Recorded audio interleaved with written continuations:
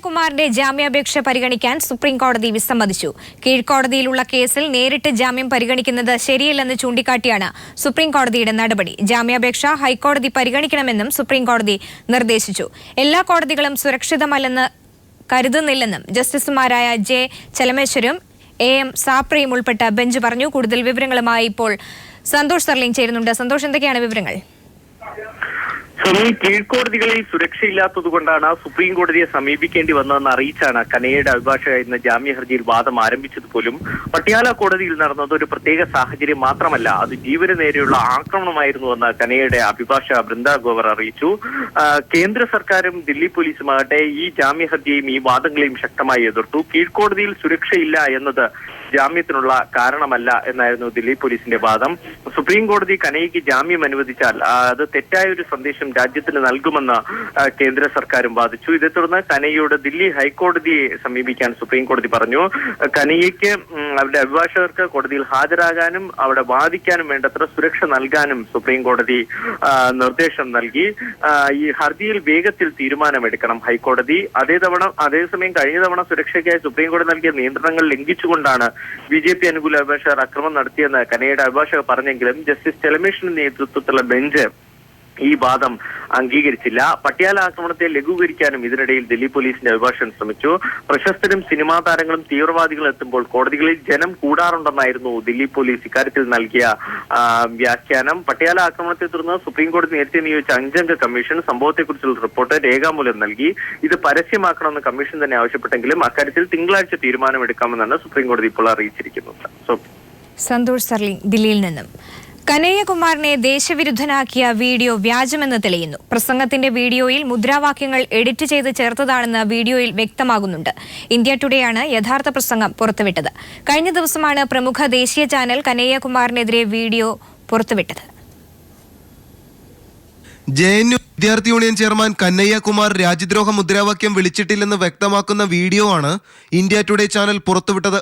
JNUവിൽ കനയ്യകുമാർ നടത്തിയ പ്രസംഗത്തിന്റെ പൂർണ്ണ രൂപം പുറത്തുവിട്ടു.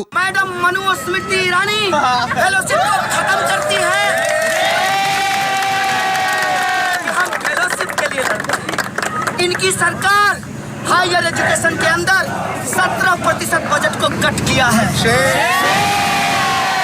ഉന്നത വിദ്യാഭ്യാസത്തിന് ബഡ്ജറ്റിൽ കുറവ് വരുത്തിയ കേന്ദ്ര സർക്കാർ നടപടിയെയാണ് കനയ്യ ചോദ്യം ചെയ്യുന്നത്. തത്ഫലമായി അനുഭവിക്കുന്ന ഹോസ്റ്റൽ ക്യാമ്പസ് പ്രശ്നങ്ങളും കനയ്യ ചൂണ്ടിക്കാട്ടുന്നു.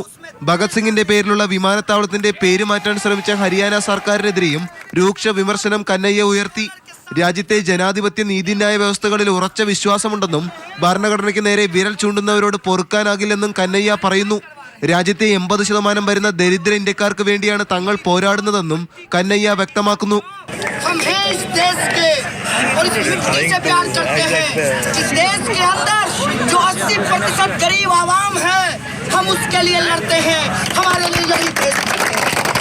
മുഴുവൻ വിഷയങ്ങളിലും ABVP വെള്ളം ചേർക്കുകയാണെന്നും മാധ്യമങ്ങൾക്ക് വേണ്ടി വാർത്തകൾ RSS ഓഫീസിൽ നിന്ന് വരുന്ന കാലം അധികമല്ലെന്നും കനയ്യ കൂട്ടിച്ചേർക്കുന്നു.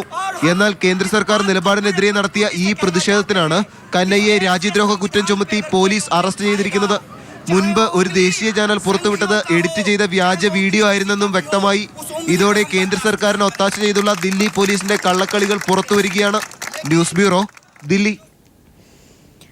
സരിതയുടെ സഹായിയും എബ്രാഹിം കലമണ്ണിലും തമ്മിലുള്ള സംഭാഷണത്തിന്റെ 2ാം ഭാഗം പീപ്പിൾ TV പുറത്തുവിട്ടു. മുഖ്യമന്ത്രിക്കെതിരായ തെളിവുണ്ടെങ്കിൽ നശിപ്പിക്കണമെന്ന് എബ്രാഹിം കലമണ്ണിൽ ബിനുവിനോട് ആവശ്യപ്പെട്ടു. മുഖ്യമന്ത്രിക്കായി താൻ ഇടനില നിൽക്കാമെന്ന് കലമണ്ണിൽ സംഭാഷണത്തിൽ സരിതയുടെ സഹായിയോട് പറയുന്നുമുണ്ട്.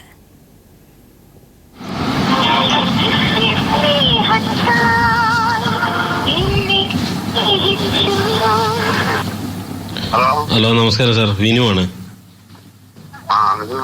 അജി സാറ് പറഞ്ഞിട്ട് വിളിച്ചാ. ഞാൻ എറണാകുളത്ത് സാറേ.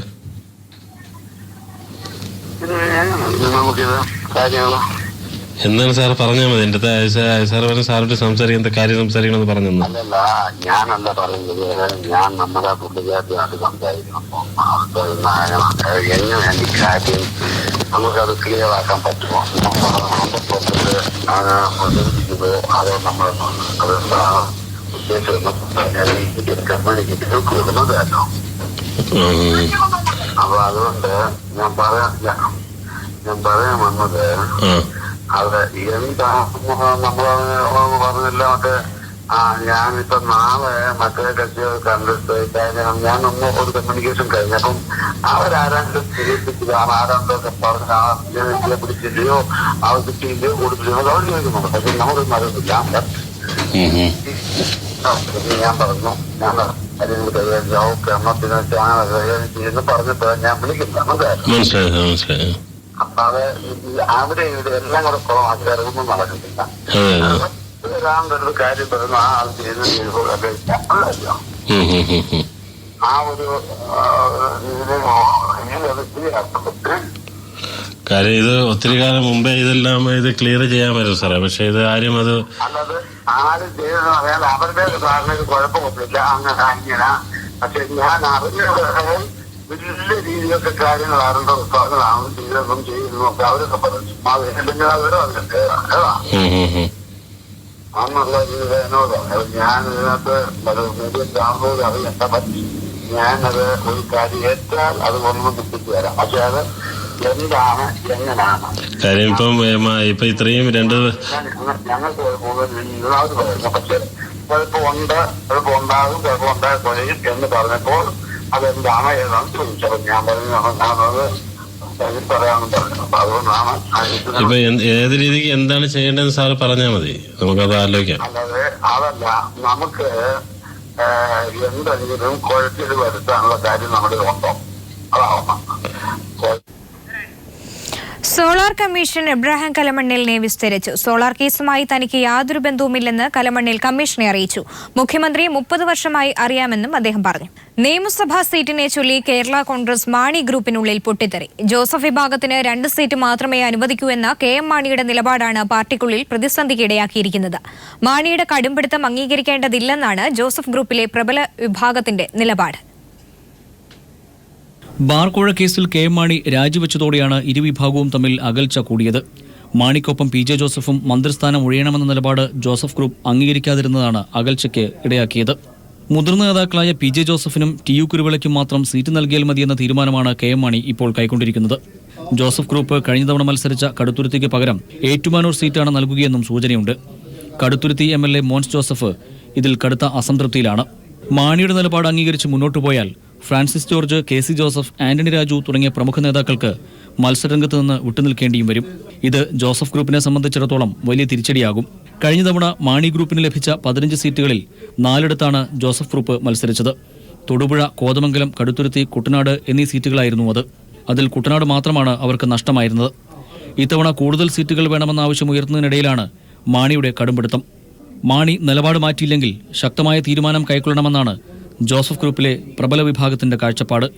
News bureau, Thiruvananthapuram. കടകംപള്ളിയിൽ വീണ്ടും ഭൂമി തട്ടിപ്പ്. തണ്ടപ്പേർ രജിസ്റ്ററിൽ കൃത്രിമം കാണിച്ച് ഭൂമി തട്ടാൻ ശ്രമിച്ചുവെന്ന് കാട്ടി വില്ലേജ് ഓഫീസർ ജില്ലാ കളക്ടർക്ക് റിപ്പോർട്ട് നൽകി. ശൂന്യ തണ്ടപ്പേരിൽ വിവരങ്ങൾ എഴുതി ചേർത്താണ് തട്ടിപ്പ് നടത്തിയത്. റിപ്പോർട്ട് നൽകി 1 വർഷം കഴിഞ്ഞിട്ടും നടപടി സ്വീകരിക്കാൻ റവന്യൂ വകുപ്പ് തയ്യാറായില്ല. നിയമസഭാ തെരഞ്ഞെടുപ്പിൽ പ്രമുഖ BJP നേതാക്കൾ മത്സരിക്കുന്ന മണ്ഡലങ്ങൾ തീരുമാനിച്ചു. സംസ്ഥാന പ്രസിഡന്റ് കുമ്മനം രാജശേഖരൻ നേമത്തും O രാജഗോപാൽ വട്ടിയൂർക്കാവിലും മത്സരിക്കും. കൊച്ചിയിൽ ചേർന്ന BJP RSS നേതാക്കളുടെ ഉന്നതതല യോഗമാണ് ഇത് സംബന്ധിച്ച് തീരുമാനമെടുത്തത്.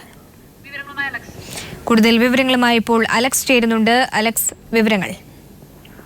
സ്വാമി, ഇന്ന് രാവിലെ 8 മണി മുതലാണ് കൊച്ചിയിൽ BJPയുടെ കോർ കമ്മിറ്റി യോഗം ചേർന്നത്. ഈ 8 മണിക്ക് ചേർന്ന BJPയുടെ സംസ്ഥാന നേതാക്കളുടെ യോഗത്തിലാണ് BJPയുടെ വരുന്ന തെരഞ്ഞെടുപ്പിൽ മത്സരിക്കേണ്ട മുതിർന്ന നേതാക്കളുടെ മണ്ഡലങ്ങൾ നിശ്ചയിച്ചത്. ഈ മണ്ഡലങ്ങൾ നേരത്തെ സ്വാമി സൂചിപ്പിച്ചതുപോലെ തന്നെ O രാജഗോപാൽ വട്ടിയൂർക്കാവിൽ നിന്നും, നേമമണ്ഡലത്തിൽ നിന്നും BJP സംസ്ഥാന അധ്യക്ഷൻ കുമ്മനം രാജശേഖരൻ, കഴക്കൂട്ടം മണ്ഡലത്തിൽ നിന്നും V മുരളീധരൻ, തൃപ്പൂണിത്തുറ മണ്ഡലത്തിൽ നിന്നും AN രാധാകൃഷ്ണൻ, ആറന്മുള മണ്ഡലത്തിൽ നിന്നും MT രമേശ്, കാട്ടാക്കരയിൽ നിന്നും PK കൃഷ്ണദാസ്, ചെങ്ങന്നൂരിൽ നിന്നും PS ശ്രീധരൻപിള്ള, പാലക്കാട് നിന്നും ശോഭാ സുരേന്ദ്രൻ, കുന്നമംഗലത്തു നിന്നും CK പത്മനാഭൻ, മഞ്ചേശ്വരത്തു നിന്നും K സുരേന്ദ്രൻ അടക്കം BJPയുടെ സംസ്ഥാന ഭാരവാഹികൾ അടക്കമുള്ള മുതിർന്ന നേതാക്കൾ മത്സരിക്കുന്ന മണ്ഡലങ്ങളാണ് നിശ്ചയിച്ചിരിക്കുന്നത്. ഈ മണ്ഡലങ്ങളെ പറ്റിയുള്ള അന്തിമമായ തീരുമാനം കൈക്കൊള്ളുന്നതിനായി BJP RSSന്റെ പരിവാർ ബൈഠക്കിന്റെ യോഗം നിലവിൽ ചേർന്നുകൊണ്ടിരിക്കുകയാണ്. ഇത് ചേർന്നതിന് ശേഷം മാത്രമായിരിക്കും ഇതിന്റെ അന്തിമ തീരുമാനം പ്രഖ്യാപിക്കുക. നേതാക്കൾ അറിയിച്ചിട്ടുള്ളത് 4 മണിക്ക് മാധ്യമങ്ങളെ കണ്ടുകൊണ്ട് ഇതിനെ പറ്റിയിട്ടുള്ള അന്തിമ തീരുമാനം അറിയിക്കും. RSSന്റെ കാര്യവാഹക് കൃഷ്ണ ഗോപാൽ, BJP ദേശീയ സംഘടനാ സെക്രട്ടറി രാംലാൽ, അതുപോലെ കേരളത്തിന്റെ ചുമതലയുള്ള BJPയുടെ ദേശീയ സെക്രട്ടറി H രാജ അടക്കം BJP RSSന്റെ സംസ്ഥാന നേതാക്കളാണ് ഇപ്പോൾ നടക്കുന്ന പരിവാർ ബൈഠക്കിൽ പങ്കെടുത്തുകൊണ്ടിരിക്കുന്നത്. നേരത്തെ സൂചിപ്പിച്ചതുപോലെ 4 മണിക്ക് മാധ്യമങ്ങളെ കണ്ടതിന് ശേഷം മാധ്യമങ്ങളെ ഇവർ കാണും. നേരത്തെ പോലെ തന്നെ BDJSന്റെ സാധ്യതയെ പറ്റിയുള്ള വിശദമായ ചർച്ചയും ഈ യോഗത്തിലുണ്ടാവും. വെള്ളാപ്പള്ളി നടേശൻ BJPയുമായുള്ള സഖ്യത്തെ തള്ളിപ്പറഞ്ഞ സ്ഥിതിക്ക് BDJSുമായി എന്ത് തീരുമാനം എടുക്കണമെന്നുള്ള കാര്യവും ഈ യോഗത്തിൽ തീരുമാനമാകും. RSS നേതാക്കൾ BJPക്ക് നൽകിയ നിർദ്ദേശമനുസരിച്ച് BDJSുമായി സഖ്യസാധ്യത നിലനിർത്തി പോകണം എന്ന് തന്നെയാണ് RSS നേതൃത്വം BJP നേതൃത്വത്തെ അറിയിച്ചിട്ടുള്ളത്. RSSന്റെ അതായത് സംഘപരിവാറിന്റെ കൃത്യമായ നിയന്ത്രണത്തിൽ തന്നെയാണ് BJP എന്ന് തെളിയിക്കുന്നതാണ് നിലവിലെ സ്ഥിതിവിശേഷങ്ങൾ. സ്വാമി അലക്സ് ആണ് വിവരങ്ങൾ നൽകിയത്. ദേശീയ തലത്തിൽ ഇടതു പാർട്ടികളുടെ യോഗം ഇന്ന് ദില്ലിയിൽ ആരംഭിച്ചു. തെരഞ്ഞെടുപ്പ് സഖ്യങ്ങളിൽ CPMനൊപ്പം ചേരുന്ന പാർട്ടികളാണ് യോഗത്തിൽ പങ്കെടുക്കുന്നത്. തെരഞ്ഞെടുപ്പ് മുന്നൊരുക്കങ്ങൾ പാർട്ടികൾ യോഗത്തിൽ ചർച്ച ചെയ്യും. പോസ്റ്റ് ഓഫീസ് വഴി കിട്ടിക്കൊണ്ടിരുന്ന പെൻഷൻ ബാങ്ക് വഴിയാക്കുന്നതിന്റെ പേരിൽ പെൻഷൻകാരെ സർക്കാർ തീരാ ദുരിതത്തിലേക്ക് തള്ളിവിട്ടു. പൊരിവെയിലത്ത് മണിക്കൂറുകളോളം ക്യൂ നിന്നാണ് ഏതാനും മാസത്തെ പെൻഷൻ കുടിശ്ശികയുടെ ചെക്ക് വൃദ്ധരും അംഗവൈകല്യരും ബാധിച്ചവരും വാങ്ങുന്നത്. മാസങ്ങളോളം പെൻഷൻ കുടിശ്ശിക വരുത്തി കർഷക തൊഴിലാളികൾ, വിധവകൾ, വയോധികർ, അംഗവൈകല്യം വന്നവർ തുടങ്ങി എല്ലാ വിഭാഗം പെൻഷൻകാരുടെയും ജീവിതം ദുരിതത്തിലാക്കിയതിന് പിന്നാലെ ഓരോ ഗുണഭോക്താവിനും ചെക്ക് അനുവദിക്കുകയാണ് ചെയ്യുന്നത്. തദ്ദേശ സ്ഥാപനത്തിൽ നിന്ന് ഗുണഭോക്താക്കൾ ചെക്ക് കൈപ്പറ്റി പിന്നീട് ബാങ്കിൽ പോയി തുക മാറിയെടുക്കണം. ഗുണഭോക്താക്കളുടെ അക്കൗണ്ടിൽ നേരിട്ട് പണം നിക്ഷേപിക്കാമെന്നിരിക്കെയാണ് ഈ നടപടി. പൊതുവെ അവശരായ പെൻഷൻകാർ ഈ തുക വാങ്ങാനായി കൂടുതൽ ദുരിതം പേറുകയാണ്. പോസ്റ്റ് ഓഫീസ് വഴി അങ്ങ് കൊടുത്തിരുന്നെങ്കിൽ ഈ എത്ര എണ്ണമായി വയ്യാത്തത്, കാലും കൈയും പല പല രോഗങ്ങളുള്ളവരാ. ഷുഗറും പ്രഷറും എല്ലാം ഉള്ള ആൾക്കാരാ നിൽക്കുന്നത്. ഈ നിൽക്കുന്ന തലക്ക് എന്തെല്ലാം അസുഖം ഉണ്ടെന്നറിയാമോ? 10 ദിവസം കഴിഞ്ഞേ കാശുള്ളൂ. ഇത് മേടിച്ച് വാങ്ങി കൊണ്ടുകൊടുത്ത ഈ വെയിലത്ത് നിന്ന് ഇത്രയും സങ്കടം അനുഭവിക്കണോ ആളുകളെ? ഇത് പോസ്റ്റ് ഓഫീസ് വഴി ഞങ്ങൾക്ക് ഇങ്ങ് തന്നാ പോരായിരുന്നോ? ആളുകൾ കുഴഞ്ഞു വീഴത്തില്ലേ പൈസ എന്ന കളവിമാരൊക്കെ. LDF സർക്കാരിന്റെ കാലത്ത് എല്ലാ മാസങ്ങളിലും കുടിശ്ശിക വരുത്താതെ വിതരണം ചെയ്തിരുന്ന പെൻഷൻ സംവിധാനം UDF വന്നതോടെ താറുമാറായി. പെൻഷൻ ലഭിക്കേണ്ട അവശ ജനതയ്ക്ക് ദുരിതം സമ്മാനിക്കുന്നതാണ് സർക്കാർ നടപടി. കേരളം ഉണ്ടായ കാലം മുതൽ പെൻഷൻ കൊടുക്കുന്ന പോസ്റ്റ്മാനാ. ഇപ്പോഴാണ് നാട്ടിൽ ചില ആൾക്കാർ പറയുന്ന പോസ്റ്റ്മാൻമാരെല്ലാം വേറെ ഏതോ പാർട്ടിക്കാരാണ്, രാഷ്ട്രീയക്കാരാണ്, പെൻഷൻ കൊടുക്കുന്നില്ല എന്നൊക്കെ.